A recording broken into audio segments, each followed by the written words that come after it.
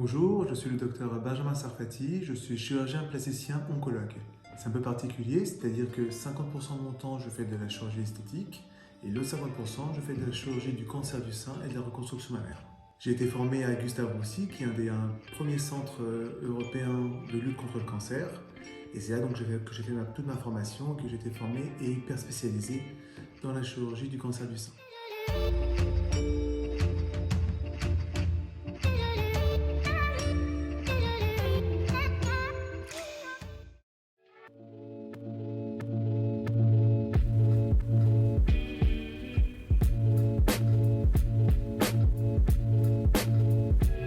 La chirurgie du cancer du sein a littéralement été transformée ces dernières années. Il y a quelque temps, quand on avait un cancer du sein, le seul traitement qui existait chirurgical, c'était retirer le sein, faire une mastectomie et enlever tous les ganglions qu'on appelle un curage axillaire. Ce qui a évolué aujourd'hui, c'est que premièrement, on va être de plus en plus conservateur. On va pouvoir essayer d'éviter au maximum l'ablation du sein. Parfois, en fonction de la taille de la tumeur, on peut proposer une chimiothérapie avant la chirurgie pour réduire la taille de la tumeur et pouvoir conserver le sein. Il existe aussi des techniques aujourd'hui qu'on appelle l'oncoplastie, qui est l'association de techniques de chirurgie esthétique et de chirurgie du cancer du sein, qui permet de retirer le cancer du sein dans les meilleures conditions de sécurité et de remodeler le sein et garder une forme très esthétique. Car il faut savoir qu'aujourd'hui, bien sûr, il y a la guérison, mais ce qui est pris en compte aujourd'hui, c'est la qualité de vie des patientes. Il n'est pas question de traiter un patient ou une patiente et de négliger sa qualité de vie. Donc c'est quelque chose qu'on va avoir toujours en tête et on va proposer le meilleur traitement pour que la patiente puisse reprendre ses activités normales le plus vite possible, sans séquelles.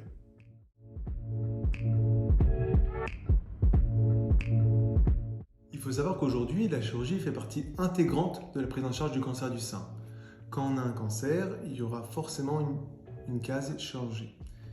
Cette chirurgie va être selon deux critères. Premièrement, on va retirer la tumeur dans le sein de façon plus ou moins grande avec des marges de sécurité pour limiter le risque de récidive locale. Et on va aussi faire un bilan au niveau des ganglions sous le bras pour voir si le cancer a envoyé des cellules à l'extérieur. On aura au minimum ce qu'on appelle un ganglion sentinelle, c'est-à-dire qu'on va retirer un ou deux ganglions qui seront les ganglions relais. Le réseau lymphatique va drainer le sein en passant par ces ganglions, et ces ganglions vont être analysés pour voir s'il y a des cellules tumorales à l'intérieur, ou alors on aura au maximum ce qu'on appelle un curage axillaire, c'est-à-dire qu'on va retirer plus de ganglions sous le bras pour avoir un bilan complet. Ça va avoir deux avantages. Premièrement, ça permet de faire un bilan de la maladie, savoir si la maladie est uniquement locale ou si elle a commencé malheureusement à sortir du sein, et de pouvoir aussi adapter les traitements, la radiothérapie, la chimiothérapie, en fonction de l'envahissement des ganglions.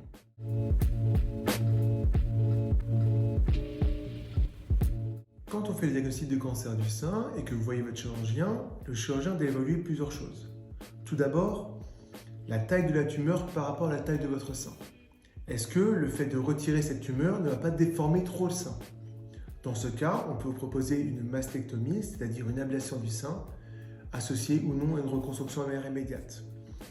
Si la tumeur est aussi très importante par rapport à la taille du sein, en fonction des caractéristiques de la tumeur, on peut vous proposer de faire une chimiothérapie avant la chirurgie pour essayer de diminuer la taille de la tumeur et permettre ainsi un traitement conservateur et éviter l'ablation du sein. On va aussi évaluer la distance de la tumeur par rapport à l'aréole, car aujourd'hui dans le cancer du sein, on va essayer dans la majorité des cas de conserver le mamelon et l'aréole, ce qui n'était pas le cas encore il y a quelques années en cas d'ablation du sein. On va aussi vérifier s'il y a une tumeur, s'il y a plusieurs tumeurs, parfois s'il y a d'autres tumeurs dans l'autre sein, et un bilan complet général, si besoin, en fonction encore une fois des caractéristiques de la tumeur, pour vérifier si la tumeur n'a pas envoyé des cellules à l'extérieur, autre part dans le corps. Dans le cadre de ce bilan d'extension, on vous proposera différentes imageries, comme un PET scan ou un scanner, pour évaluer si des cellules tumorales se sont propagées au niveau du corps. Quand le traitement conservateur est possible, c'est-à-dire qu'on va pouvoir uniquement retirer la tumeur et conserver le reste du sein, la chirurgie se fait en ambulatoire. On va retirer la tumeur, retirer un ganglion ou plusieurs en fonction du bilan préopératoire, et vous serez chez vous le soir même. Les cicatrices sont au niveau du sein et sous le bras. Pendant cette chirurgie, on enverra la tumeur et les ganglions, et c'est uniquement après avoir analysé la tumeur et les ganglions qu'on vous proposera un traitement adapté par rapport aux caractéristiques de la tumeur.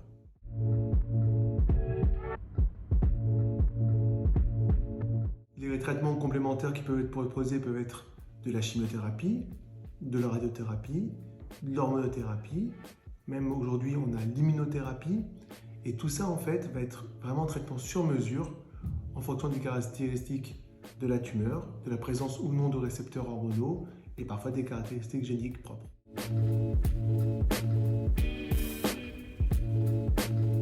Parfois, en fonction de la taille de la tumeur, ou parfois à cause du fait qu'il existe plusieurs tumeurs dans le sein, on va être obligé de retirer le sein.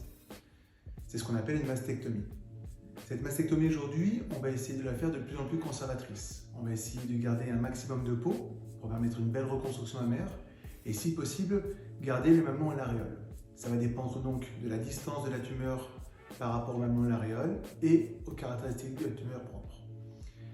On va se battre aujourd'hui pour proposer aussi une reconstruction mammaire immédiate, c'est-à-dire une reconstruction en même temps, le même jour que l'ablation du sein. Ça aura deux avantages. D'abord l'aspect psychologique, la patiente ne ressort pas sans sein du bloc opératoire, et surtout l'aspect esthétique sera bien meilleur que ce qu'on appelle une reconstruction secondaire, c'est-à-dire une reconstruction qui est faite des mois, voire des années plus tard. Pourquoi? Parce qu'on va conserver un maximum du tissu. On va conserver la peau, si possible on va conserver le mamelon et l'aréole, et comme c'est la peau qui donne la forme du sein, on va pouvoir se rapprocher au maximum du sein originel. Les techniques de reconstruction immédiate sont multiples. Elles peuvent faire appel aux prothèses, appel à la graisse, ou alors à vos propres tissus, parfois du muscle, de la graisse ou de la peau. En cas de mastectomie, d'ablation du sein, en général on reste quelques jours à l'hôpital, car il y a un drain qui va permettre de recueillir le sang et la lymphe, et des pansements sont nécessaires par une infirmière tous les jours jusqu'à la cicatrisation complète.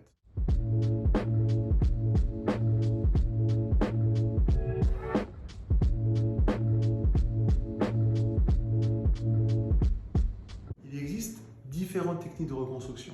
Aujourd'hui, on en a plusieurs dizaines qui dépendent de votre anatomie, de l'anatomie de l'autre sein et des réserves de graisse et de la morphologie de la patiente. On essaie de faire des reconstructions sur mesure. C'est une décision qui est partagée. Ce n'est pas au médecin d'imposer la technique, mais de discuter avec la patiente et voir avec elle ce qui est possible de faire et ce qu'elle souhaite. C'est lors de la consultation, de l'examen clinique, qu'on va définir ensemble quel sera le meilleur traitement pour vous.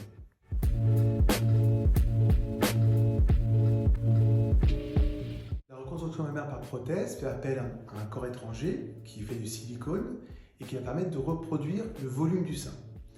C'est la technique la plus simple, c'est-à-dire c'est une technique qui ne nécessite pas de cicatrice en plus sur le corps, mais le sein va être plus rigide. Et on aura souvent besoin de faire une symétrisation de l'autre sein avec ou sans prothèse pour obtenir un résultat symétrique. Il faut savoir qu'une reconstruction mammaire, pour obtenir une prothèse symétrique, ne se fait pas en une fois. Il faut compter en général 3 interventions. Tout d'abord, on reconstruit le sein, puis dans un second temps, on symétrise l'autre sein et on réalise des retouches esthétiques au niveau du sein reconstruit. Et à la toute fin, on va reconstruire le mamelon et l'aréole s'il a été retiré lors de la mastectomie. L'avantage des prothèses est donc d'éviter une cicatrice ailleurs sur le corps. Le désavantage, c'est qu'on a besoin de se faire réopérer entre 10 et 20 ans après pour changer la prothèse suite à l'usure. Il est possible de reconstruire aussi son sein uniquement avec des injections de graisse, c'est-à-dire qu'on va faire une liposuction, prendre la graisse, la laver, la laisser décanter et réinjecter de la graisse pure au niveau du sein. Souvent ça se fait en plusieurs séances et il est important d'avoir des réserves de graisse suffisantes pour permettre cette reconstruction. Il est aussi possible de proposer une reconstruction par lambeau qui donnera un résultat qui sera beaucoup plus naturel que des prothèses, mais qui nécessitera une cicatrice en plus sur le corps. Cette cicatrice va dépendre de l'endroit où est prélevé le lambeau. On a par exemple le muscle grand dorsal, la cicatrice sera au niveau du dos, on va prélever le muscle, la graisse et la peau pour reconstruire le sein. Pour le volume, on pourra y ajouter soit de la graisse, soit une prothèse. La cicatrice peut être aussi au niveau du ventre, c'est ce qu'on appelle le DIEP, avec une cicatrice à ce niveau-là. Et dans ce cas-là, c'est de la microchirurgie, c'est-à-dire qu'on va prendre la peau, la graisse et les vaisseaux qui vascularisent cette peau et cette graisse. On va les couper et les rebrancher au microscope au niveau des vaisseaux thoraciques. C'est une intervention qui dure entre 4 et 6 heures et qui donne d'excellents résultats. Il existe aussi d'autres lambeaux, comme le lambeau de gracilis ou de pape, prélevé au niveau de la face interne du cuisse, ou des lambeaux au niveau de la fesse supérieure ou inférieure. C'est en fonction de la morphologie et du choix de la patiente qu'on se dirige vers tel ou tel lambeau.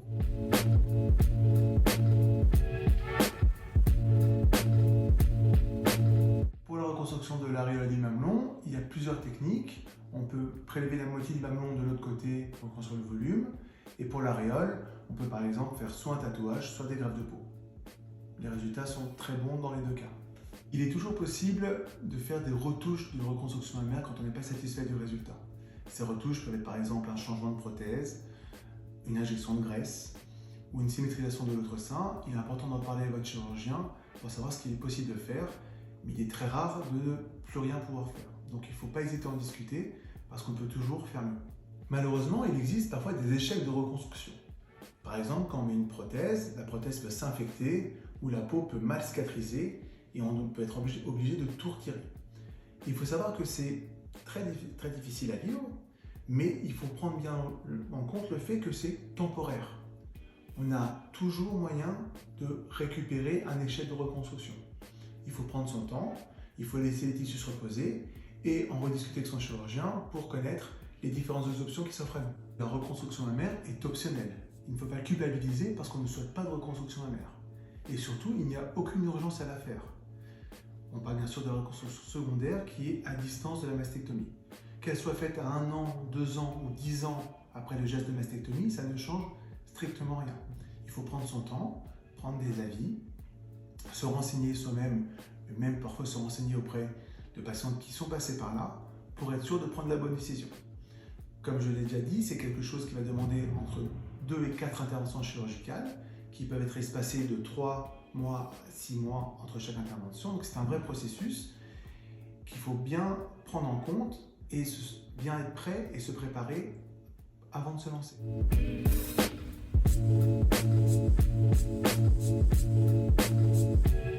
faut bien comprendre que lors de la consultation, le temps est limité. Et le chirurgien que vous allez voir n'aura peut-être pas le temps de tout vous expliquer. Il ne faut pas hésiter à revenir le voir plusieurs fois avant l'intervention et surtout faire appel à des associations de patientes qui sont là pour vous aider, qui ont en leur sein des patientes qui sont déjà passées par ce parcours et pour nous en tant que chirurgiens, elles sont d'une aide incommensurable et on les remercie du travail qu'elles font parce que c'est essentiel pour la prise en charge des patients dans de bonnes conditions. Donc je vous remercie.